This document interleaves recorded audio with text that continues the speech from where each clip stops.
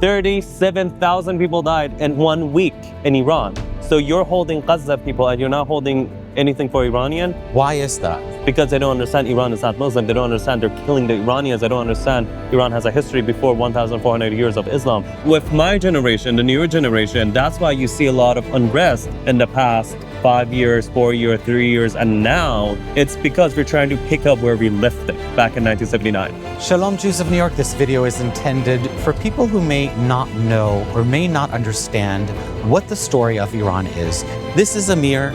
He is an expert. He was born and raised in Iran. And he's going to walk us through what is true, what is false, and what is so important for you to know. You grew up in Iran. You were born and raised in Iran. Mm-hmm. Have you heard stories from people who lived in Iran prior to 1979? Can you describe what a beautiful country Iran was? Wow. Everything I experienced kind of a 180. Had your fun, you had your travel, you had your family, there was an economy that was functioning, you had discos, you had clubs, alcohol wasn't illegal.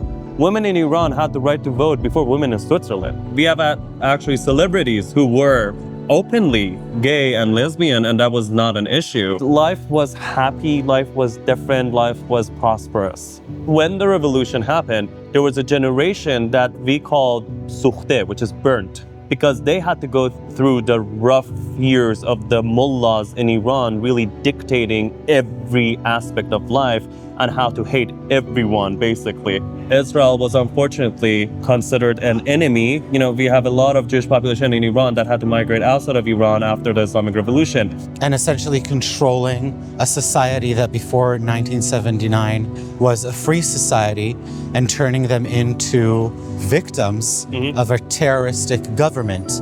That is correct. Until the 90s, because the generation, is changing. And when you have opposition, you start thinking how to not be oppressed. So your mind actively thinks, why am I hating Jews? What is Islam? Was I Muslim before the invasion of Islam? With my generation, the newer generation, that's why you see a lot of unrest in the past 5 years, 4 years, 3 years, and now it's because we're trying to pick up where we left it back in 1979. Iran today is one of the leading countries with sexual reassignment operations.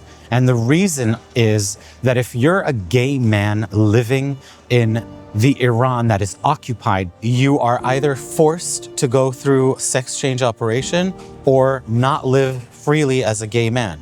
The Islamic Republic, the way they hold to power is that they need to persuade a certain demographic that, hey, we are what we claim. So every now and then they announce for killing like a gay person, here is a public execution.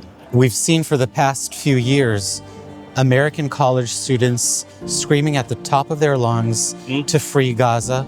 We haven't heard a word about freeing Iran. Yeah.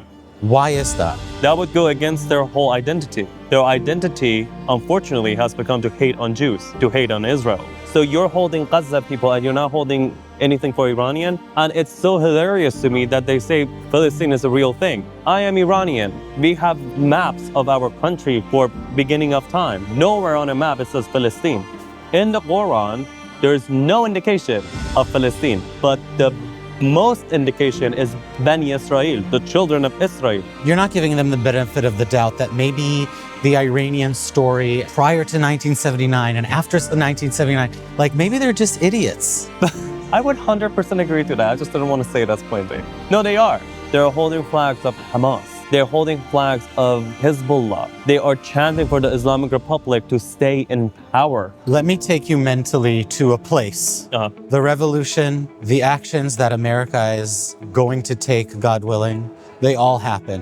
What happens from that point? Iran will immediately work to expand the Abraham Accord to the Cyrus Accords. Women's rights, equal rights, gender rights, everything is automatically accepted. The investment into nuclear weapon and the military aspect of a nuclear research will immediately be dismantled, given the fact that if we're free, our biggest ally is going to be Israel. And Israel will be not only getting rid of an enemy, but it's gaining the biggest ally in the region of 90 million people, which is also industrial power. We don't need a nuclear weapon. We already have Israel as our brothers and sisters.